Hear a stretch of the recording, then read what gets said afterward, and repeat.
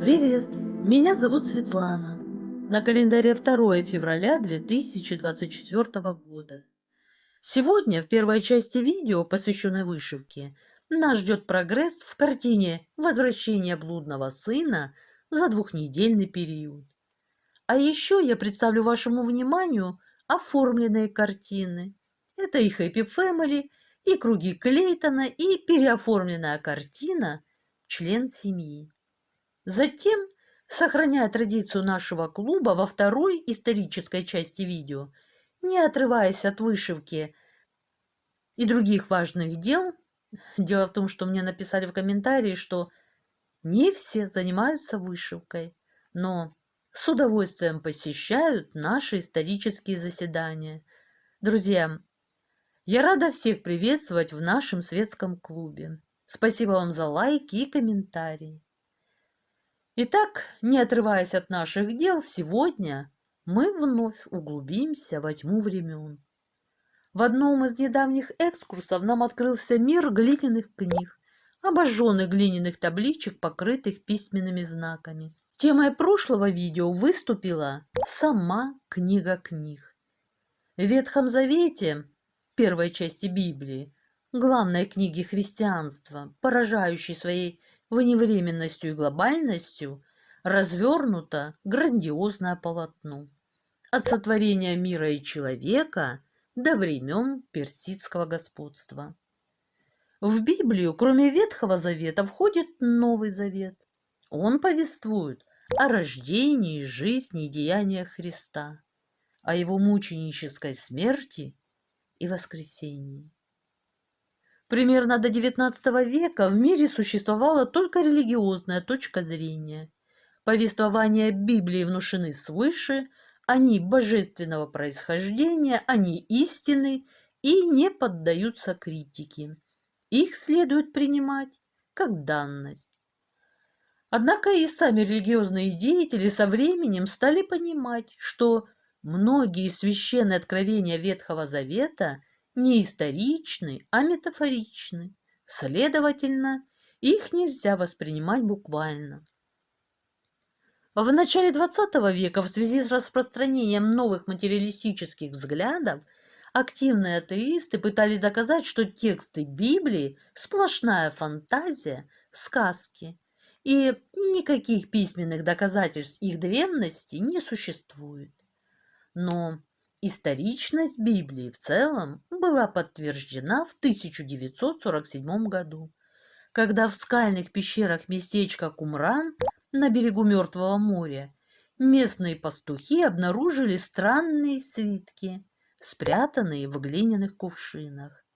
Это были рукописи на коже и папирусе, которые содержали древнейшие библейские тексты. Это стало мировой сенсацией, а также, друзья, темой нашего сегодняшнего заседания. Итак, манускрипты Мертвого моря. Подлинник или искусная подделка? Некоторые из свитков на 1000 лет старше самой древней Библии, сохранившейся к настоящему времени. Так ли это? Это, друзья, и многое другое нас ждет во второй части видео. А сейчас вышивка. Продолжаю вышивать картину «Возвращение блудного сына». На начало отчетного периода, 2 недели назад, дело было так. 20 января 2024 года взял свое начало новый отчетный период, и мы приступаем к продолжению нашего брата. Так, готов наш брательник, частично, правда. Дальше уже я его продолжу, когда случится перемотка. И, конечно, я буду направляться теперь вправо. Вообще у меня в планах к отчету, к следующему, вышить полностью этот участок. К этому буду стремиться, друзья. Ну а непосредственно сейчас возьму вышивку даму. Давайте посмотрим, как дама должна будет выглядеть на конве. Вот такая красавица должна будет предстать перед нами. Вот уже второй день, друзья, продолжаю вышивать нашу даму. Конечно, пестрит она разнообразием символов, цветов. Очень надеялась, что сегодня смогу ее закончить, но что-то мне подсказывает, что перейдет она и на следующий день. Сегодня 23 января, и можно смело сказать, я разрешилась от бремени. Наконец-то у нас появился новый персонаж. Вот такая прекрасная дама в ярком головном уборе. Она внимательно слушает своего мужа. Я думаю, что это муж, так как рука, покоящаяся на ее плече, она пока еще не совсем понятна, но уже вполне угадывается. Нисколько ее не смущает.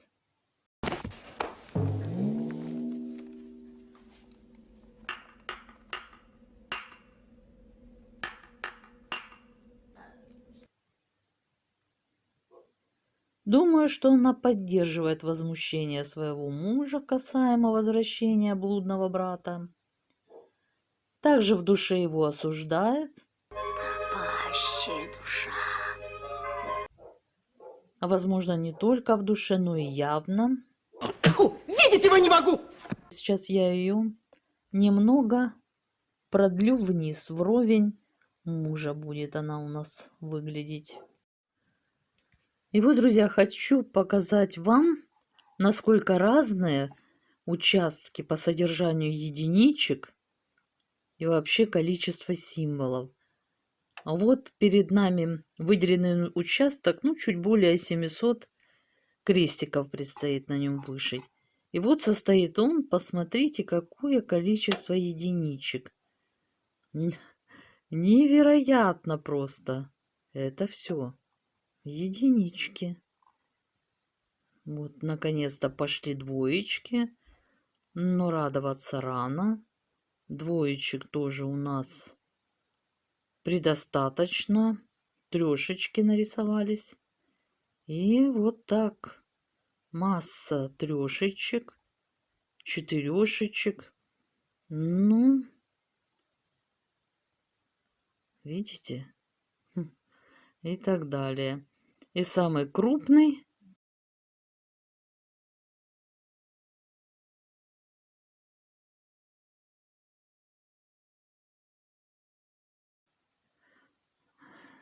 54 крестика будет одного символа. Вот такая получилась наша трудоемкая красавица с манистом на шее. А на шее маниста. И в моих планах замаячила еще одна героиня. Сейчас я ее воссоздам на конве. Ну вот, друзья, готова наша голубушка. Как она волнуется, сопереживает блудному сыну, молится за него.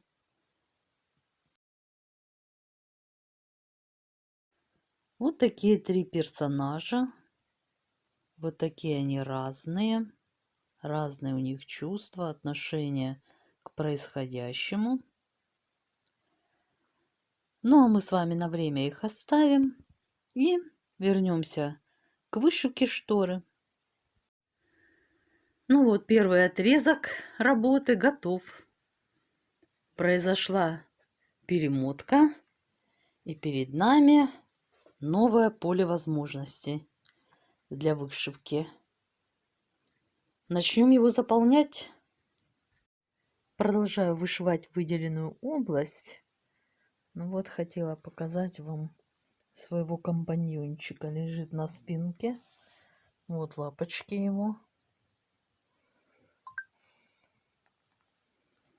И он уходит под станок. Там и лежит.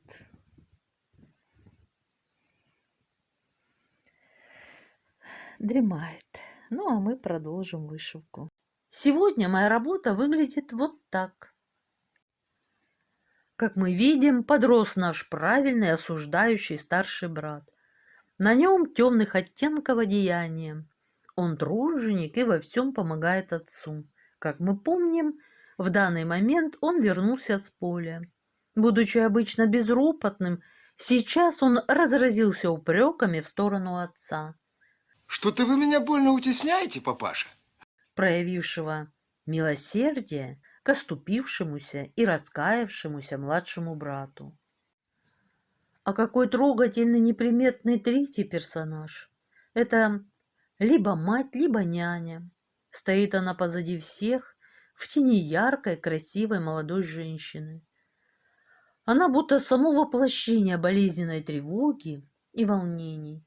Сколько беспокойных дней и ночей она провела, думая, что потеряла младшего сына. Но, надеясь, молилась о его возвращении. И в данный момент она, слыша гневные высказывания старшего, сложила в мольбе свои ручки, чтобы отец дал прощение младшему сыну и не отступился от него. Дизайнеру удалось сохранить всю гамму чувств, представших перед нами героев, которые передает нам художник Лосев через свое творение. Замечательно проработаны складки на одежде и шторе. Даже просто взглядом можно оценить тяжелую плотную ткань мужского одеяния и струящуюся легкую женского платья. Его вышито еще немного, но по наброску это уже ощущается. Впечатляет и проработка здания. Дом нашего отца видится надежным, мощным, крепким и просторным.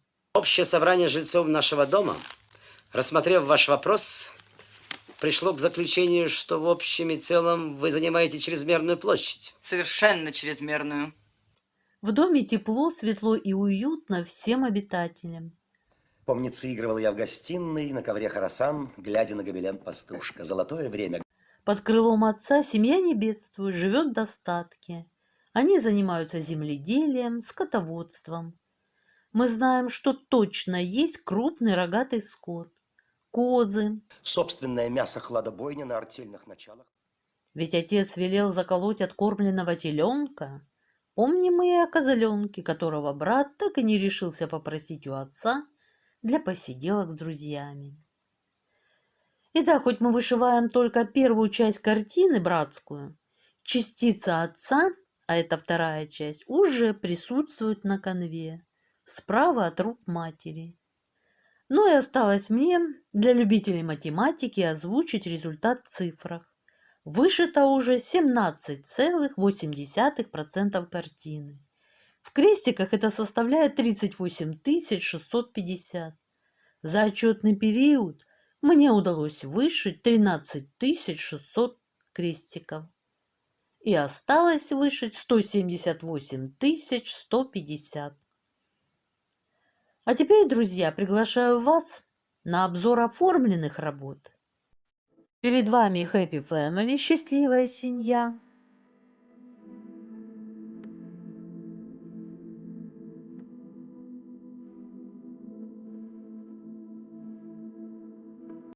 Круги Клейтона.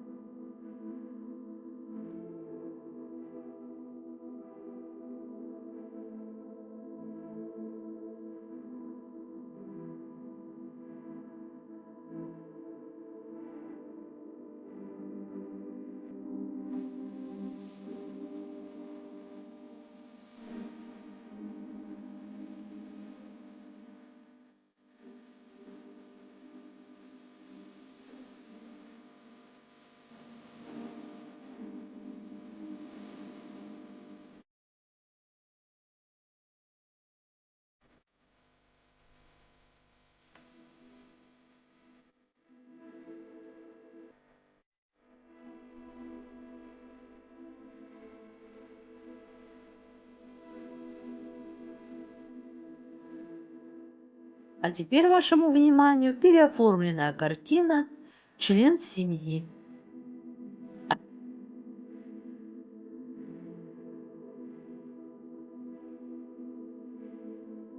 А здесь они, друзья, предстали перед вами все вместе для понимания размера работы.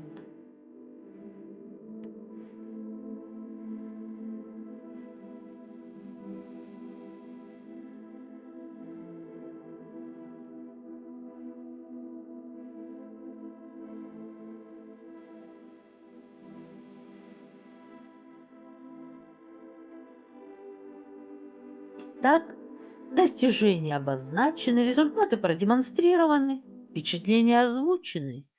Вот мы и подошли с вами ко второй части видео. Итак, друзья, настраиваемся на нужный лад и отправляемся в путешествие по древнему миру. Манускрипты Мертвого моря – подлинник или искусная подделка? Мертвое море – уникальное место на земном шаре. Оно окружено пустыней со всех сторон. В его воде не живет рыба и невозможно утонуть. Его побережье интересно археологическими достопримечательностями. Наиболее загадочными из них являются легендарные пещеры Кумрана, где были найдены самые древние манускрипты, написанные 2000 лет назад. Некоторые из свитков на 1000 лет старше самой древней Библии, сохранившейся к настоящему времени. Так ли это? В настоящее время эти загадочные свитки являются национальным достоянием Израиля. Датированы они первым веком до нашей эры. Свитки были случайно найдены в 1947 году мальчиком-бедуином, который искал пропавшую козу. Бросая камни в одну из пещер в надежде вспугнуть животное, он услышал треск.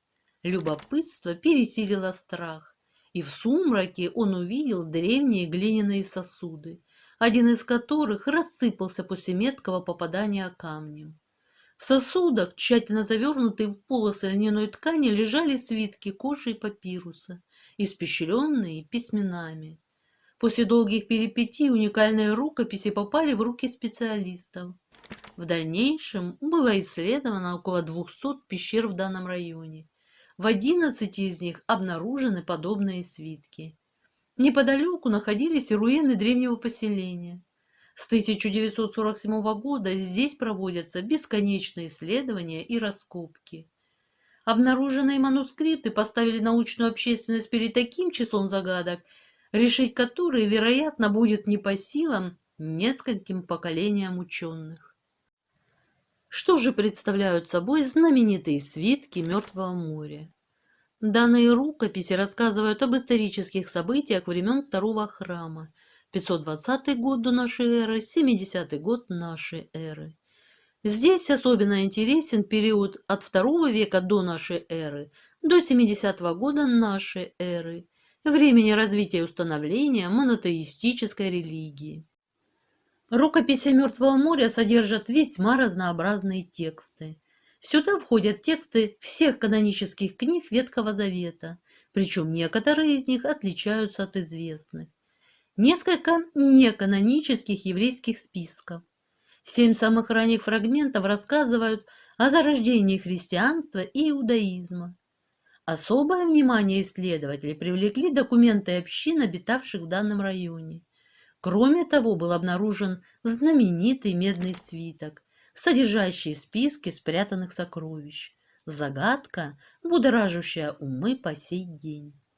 Самый большой экспонат написан старым ивритским шрифтом, имеющим общие корни с пиктографическим алфавитом. Остальная часть текста была написана более поздним ассирийским написанием иврита и арамейским. Откуда же взялась в кумранских пещерах эта своеобразная библиотека? Кто и почему оставил манускрипты под охраной угрюмых пещерных сводов? Ответ на этот вопрос ученые попытались найти в руинах, расположенных между известняковыми скалами и прибрежной полосой.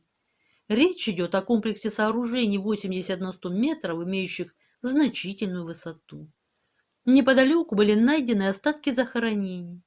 В одном из внутренних помещений здания обнаружены столы из гипса с низкими скамьями и чернильницы. В некоторых из них сохранились остатки чернил.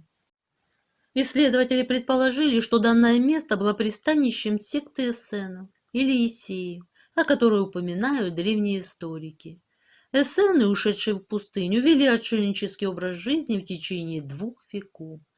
Себя в текстах они именуют иудеями, что соответствует третьей ветви иудаизма эссен, упоминаемой историком Флавием. Сектанты считали себя истинно верующими, а всех остальных погрязшими в лжеверии и пороках. Они готовились к последней битве сил света и тьмы под предводительством учителя праведности. Открытие свитков Мертвого моря вызвало шквал споров среди специалистов. Сразу выделилась группа скептиков, сомневавшихся как в древности, так и в подлинности текстов.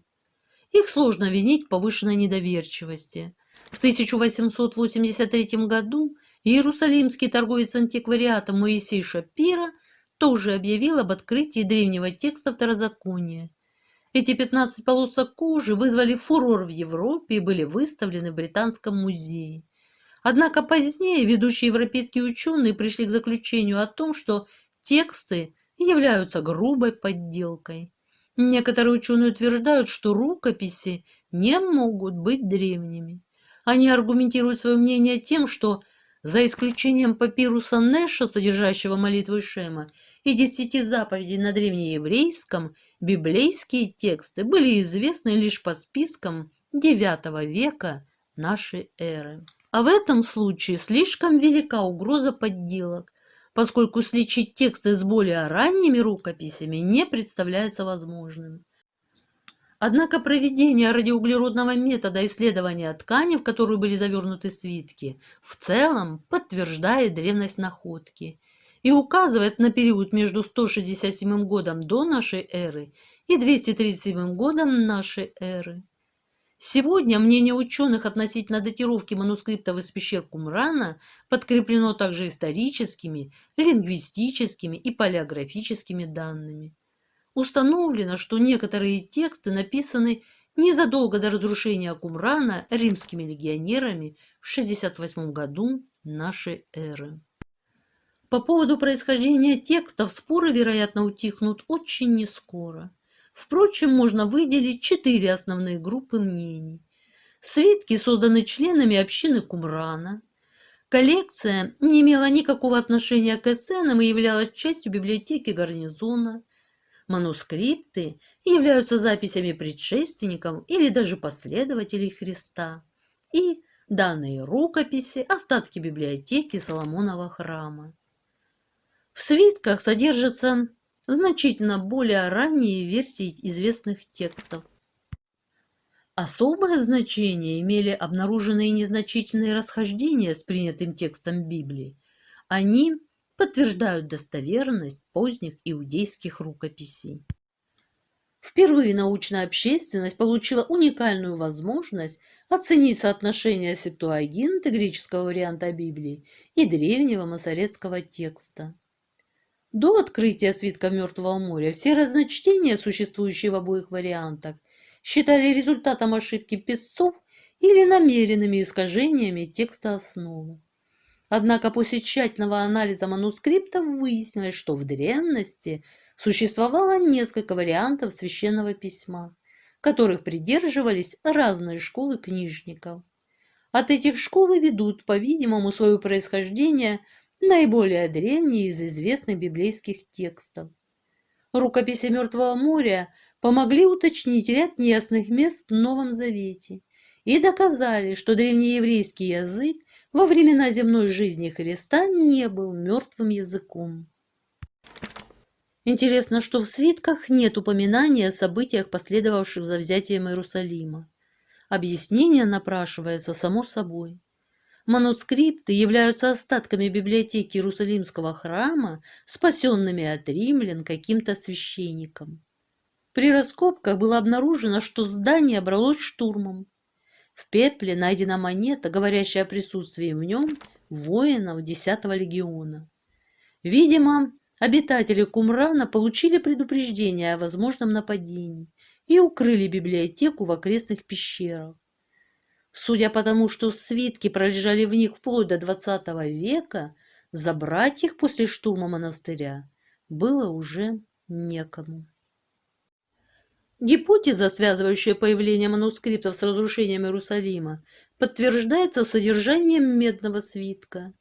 Он представляет собой 3 пластины меди, скрепленных заклепками. Прямоугольная полоса с начеканенным текстом имеет длину почти 2,5 метра и ширину 40 сантиметров. Свиток написан на разговорном иврите и содержит более 3000 знаков. Но чтобы нанести один знак, необходимо сделать 10 000 ударов чеканом. Почему для письма был использован столь необычный материал? Видимо, было чрезвычайно важно, чтобы содержание его сохранилось. И действительно, медный свиток представляет собой инвентарный список, в котором перечисляются содержание и места захоронения кладов. Текст утверждает, что количество золота и серебра, закопанное на территории Израиля, Иордании и Сирии, составляет от 140 до 200 тонн. Вероятно, речь идет о сокровищах Иерусалимского храма, зарытых до того, как захватчики ворвались в город. Но многие эксперты утверждают, такого количества драгоценных металлов в те времена не было не то что в Иудее, но и во всем цивилизованном мире. Особо подчеркивалось, что ни один из складов не был найден. Но ведь могли существовать и копии документа. Возможно, такой список попал в руки искателей сокровищ гораздо раньше. Само наличие свитка в коллекции подтверждает, что часть рукописей действительно попали сюда из Иерусалима на последнем этапе Иудейской войны. Множество споров вызвал свиток, названный «Война сынов света с сынами тьмы». Мистический характер его содержания входит в противоречие с реалистическими деталями текста. Возникает ощущение, будто описывается национально-освободительная война. Не об иудейской ли войне рассказывает свиток. Этот текст – стратегический план кампании против римлян и их союзников. Причем складывается впечатление, что если бы иудеям удалось действовать в соответствии с ним, исход войны был бы иным. Используя древние рукописи, некоторые исследователи предприняли попытку связать становление христианской церкви с возрождением Кумранского монастыря между 4 годом до нашей эры и 68 годом нашей эры. Тем более, что среди документов общины исследователи нашли гороскопы предтечи Иисуса. Параллель, проводимая учеными между поселением в Кумране и жизнью этих библейских персонажей, действительно интересна. Иоанн Креститель удалился в Иудейскую пустыню близ устья реки Иордан. Обратите внимание, это место удалено от Кумрана менее чем на 16 километров. Предполагают, что Иоанн был связан с Иссеями или даже принадлежал к их среде. Известно, что Иссеи часто брали на воспитание детей, а о юности предтечи ничего не известно, кроме того, что он был в пустынях. А ведь именно так называли кумраниты свои поселения. «Я – глаз вопиющего в пустыне», – говорил о себе Креститель, дословно повторяя их лозунг. Однако впоследствии Иоанн должен был порвать с изоляцией общества кумранитов. Ежедневные же священные омовения он превратил в крещение покаяния, совершаемое только один раз. На место проповеди Иоанна пришел просить о крещении Иисус Христос. Креститель сразу узнал его, хотя раньше никогда не видел. Ессеи отличали друг друга по белым льняным одеждам. Интересно, что Евангелие также обходит молчанием почти 20 лет жизни самого Христа. После упоминания о 12-летнем отроке перед нами появляется уже зрелый мужчина. Он поражает своей эрудицией, цитирует священные тексты и без труда одерживает победу в спорах с фарисеями и книжниками. Где же постиг все это сын простого плотника? Семейные ессеи составляли низы общины. Они занимались, как правило, плотницким или ткацким ремеслом. Предполагают, что отец Христа Иосиф, плотник, был ессеем низшей ступени. Евангелист Матфей называет Иосифа праведником. Именно так именовали в те времена кумранцев.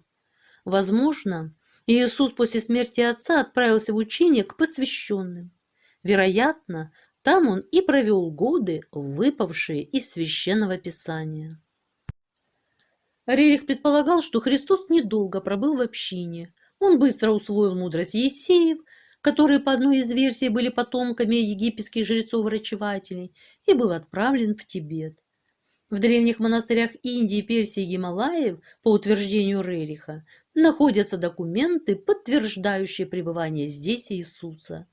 В частности, есть сведения о человеке по имени Исса, пришедшем из Израиля и воскресшем после распятия на кресте. Христос вернулся на родину в 30 лет, в то время, когда у человека открываются чакры, и он может заниматься врачеванием. Что касается исцеления, Иисус вел себя как внимательный врач, но отнюдь не всемогущий человек. Многих он не вылечивал с первого раза. Перед некоторыми недугами вовсе отступал, советуя молиться и поститься. Видимо, он в совершенстве владел медицинскими секретами Есеев, так что мог в нужный момент позаботиться и о себе. Римские источники утверждают, что Иисус скончался на кресте через 6-7 часов, хотя обычно распятые умирали на 3-й день. Его сняли с креста и отнесли в пещеру. Через день тело исчезло. В пещере находился лишь юноша в белых одеждах, сообщивший о чудесном воскрешении. Египетские манускрипты сохранили множество подобных историй. Посвященные добровольно уходили из жизни, завещая ученикам воскресить их. Вероятно, одним из реаниматологов Христа был загадочный юноша в белом. Христос говорил с учениками, явно ссылаясь на пророчества, в которых речь идет о делах будущего Мессии. Но он упоминал, что мертвые воскресают, а этого в пророчестве нет. Разрешает недоумение текст кумранских свитков, в котором указано на воскрешение мертвых как на одно из дел Мессии. Так не был ли сам Христос тем учителем, о котором говорят древние манускрипты? Но анализ выявил большие расхождения в описании обеих личностей. Да и рукописи были созданы по меньшей мере за 100 лет до рождения Мессии из Назарета. Итак, сейчас научный мир убежден в том, что капризное животное мальчика-бедуина стало причиной находки старейшей из известных Библий. Свитки действительно на 1000 лет старше сохранившихся еврейских манускриптов, используемых как основа всех современных Ветхих Заветов. Интересно, что в масоретском тексте 900 год нашей эры содержался намек на сокровища Соломонова храма, спрятанные в 70-х годах нашей эры. Вспомним медный свиток. Во всех Библиях Второзаконие говорит о страхе или благоговении перед Богом, но свитки Мертвого моря говорят вместо этого о любви. Однако, как выражаются исследователи, 11-й заповеди в свитках нет. Изменения, подсказываемые манускриптами, не ставят под сомнение основные верования. Спасибо за внимание. Ставьте лайки, если вам было интересно. На сегодня у меня все. Всего вам доброго. Пока-пока.